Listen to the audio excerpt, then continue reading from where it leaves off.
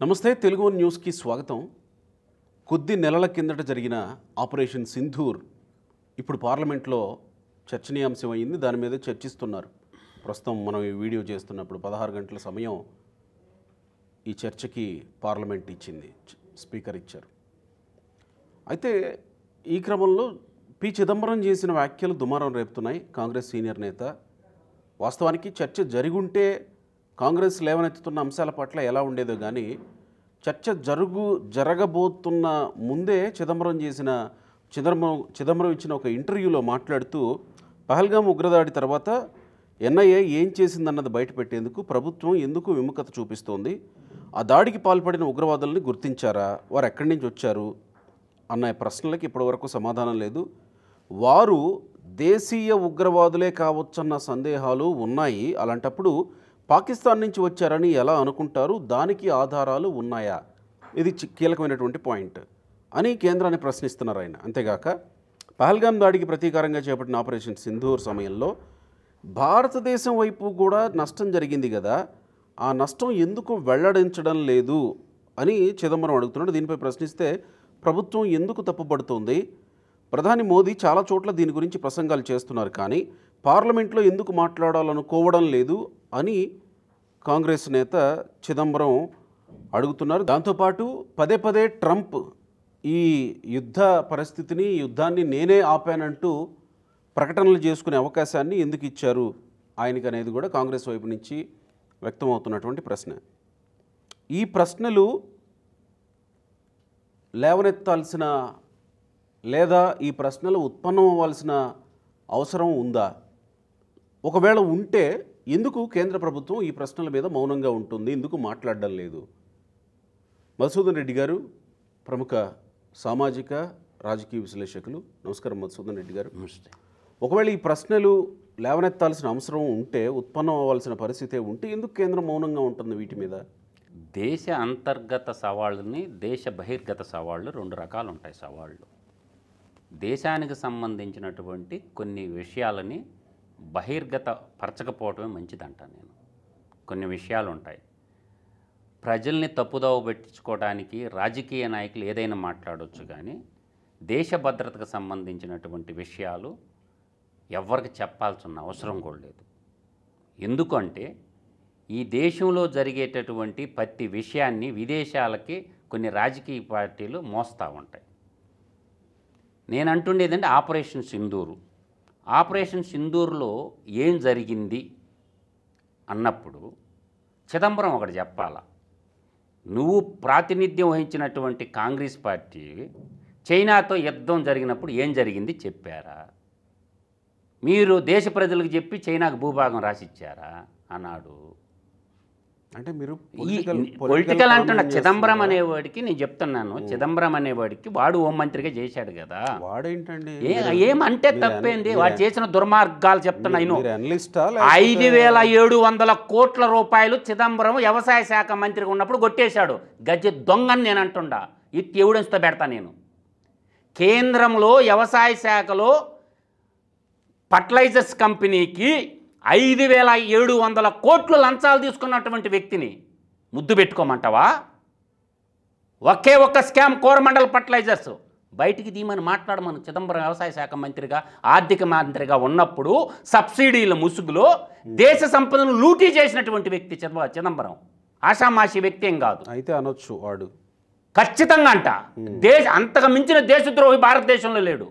ఆర్థిక మంత్రిగా ఉంటూ పెద్ద మనిషి ముసుగు తొగిలించుకొని రైతులను అడ్డం పెట్టుకొని ఆ రోజు ఫర్టిలైజర్ సబ్సిడీ దాంట్లో 5,700 కోట్లు చేసిన స్కామరు గౌరవించి స్కామర్నే అంటే ఇటువంటి స్కామర్లు అందరూ పాలకులైపోయి దేశ సంపదను లూటీ చేసినప్పుడు దేశానికి సంబంధించినటువంటి వారుకు సంబంధించినటువంటి కొన్ని రహస్య పత్రాలని బహిర్గతం చేసి పెట్టాలని చెప్పడంలో చాలా అవివేకమైనటువంటి ప్రశ్న.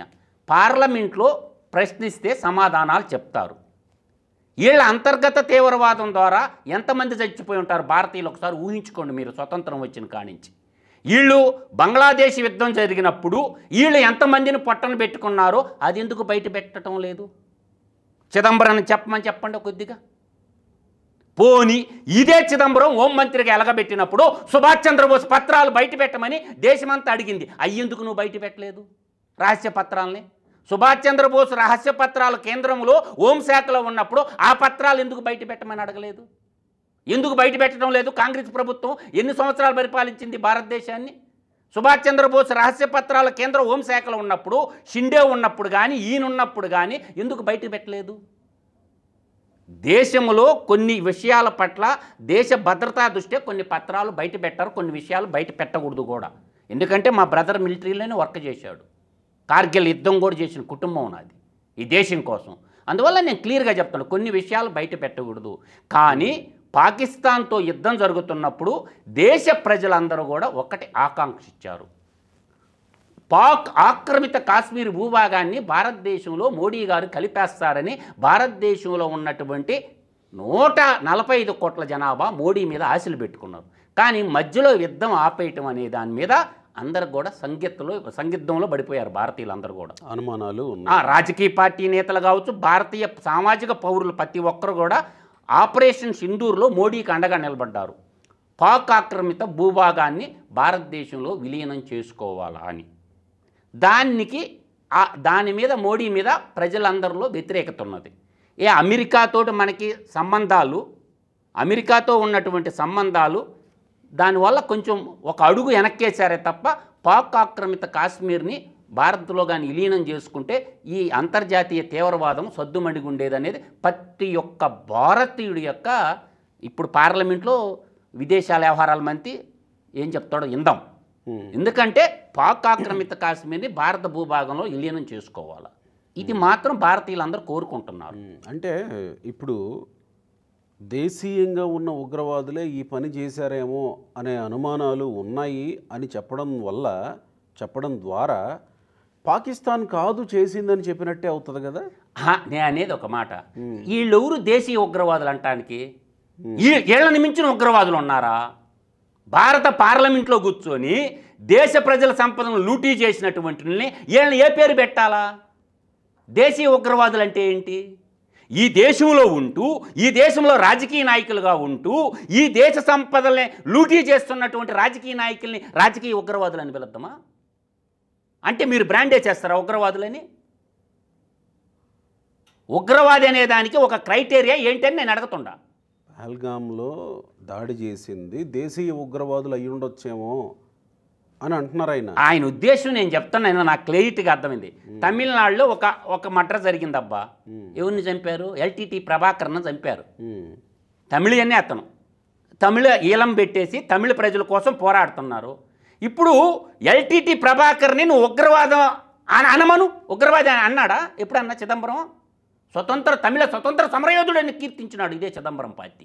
ఇదే చిదంబరం పార్టీ ఏమంటుంది వాళ్ళని? దేశీయ ఉగ్రవాదం అంటే ఏంటి? దానికి సమాధానం చెప్పన్నాడు ఫస్ట్. అసలు దేశీయ ఉగ్రవాదానికి ప్రమాణాలు కొన్ని రాయండి. వాళ్ళకి నచ్చితే, రాజకీయ నాయకులకు నచ్చితేనేమో స్వతంత్ర సమరవీరులు అవుతారు, నచ్చకపోతేనే ఉగ్రవాదులు అవుతారా? భగత్ సింగ్, సుభాష్ చంద్రబోస్ బతుకుంటే ఈ కాంగ్రెస్ పార్టీ వాళ్ళు ఉగ్రవాదులు అనేవాళ్ళు. వాళ్ళని కూడా తాంతే తోపుని కూడా ఉగ్రవాదులు అనేవాళ్ళు వీళ్ళు. ఈ దేశంలో కాంగ్రెస్ పార్టీ చేస్తున్నటువంటి అకృత్యాలు వాళ్ళ పరిపాలనలో ఉంటేనే అన్నీ సక్రమంగా ఉన్నట్టు. వాళ్ళ పరిపాలన కాలంలో కానీ లేకుండా ఉంటే మాత్రం అన్నీ వీళ్ళకి చెప్పాలి, ప్రతి ఒక్కటి చెప్పాలి. దేశ భద్రతా విషయాలు కోరటం దుర్మార్గము. మిలిటరీ ఉంది. మిలిటరీ దేనికోసం ఉంది? దేశ రక్షణ కోసమే మిలిటరీ ఉంది. ప్రతి దాన్ని రాజకీయ కోణంలో చూడకూడదు ఏది కూడా. ఆపరేషన్ సింధూరు, ప్రశాంతంగా ఉన్నటువంటి పహల్గాములో టూరిస్టుల్ని కాల్చి చంపడం తప్పు. అది ఎవరు చంపినా తప్పే. దానికి ఎవిడెన్స్ కొన్ని దొరికినాయి. ఆపరేషన్ సింధూర్ ప్రకటించారు. ప్రకటించినప్పుడు వాళ్ళు బతిమలాడుకున్నారు. ఏదో ఒక మధ్య సయోధ్య ద్వారా ప్రశాంతంగా ఉండాలి, శాంతి నెలకొండలో ఉన్నటువంటిది శాంతి ఉండాలి. కానీ నిరంతరం యుద్ధం చేసుకుంటా పోతూ ఉంటే దేశ ఆర్థిక వ్యవస్థ పతనం అయిపోద్ది. దేశ ఆర్థిక వ్యవస్థ పతనం అయిపోతే సామాన్యుడు కూడా అడక్కదిని బతకాల్సి వస్తుంది చివరికి. దేశ ఆర్థిక వ్యవస్థను పతనం చేసుకుందామా, దేశాన్ని నిలబెట్టుకుందామని చూసుకోవాలా.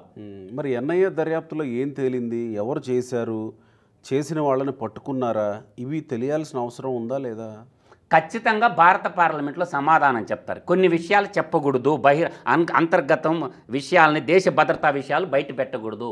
టాప్ కమాండర్ రాష్ట్రపతి, ప్రధానమంత్రి, మిలిటరీ వాళ్ళు కూర్చొని మాట్లాడుకుంటారు. ఇది భద్రతకు సంబంధించింది కాదుగా. ఎవరు చంపారు, ఎవరా ఉగ్రవాదులు, పట్టుకున్నామా లేదా అనేది భద్రతకు సంబంధించినట్లు అవుతుంది. పట్టుకున్నామా లేదా అనేది ఖచ్చితంగా ఇప్పుడు మనకు ఒకటి గుర్తుపెట్టుకోండి. పట్టుకోకుండా మిలిటరీ వాళ్ళు ఏమన్నా గమ్ముగా కూర్చొని బార్డర్లు గమ్ముగా ఉంటారా ఏంటి?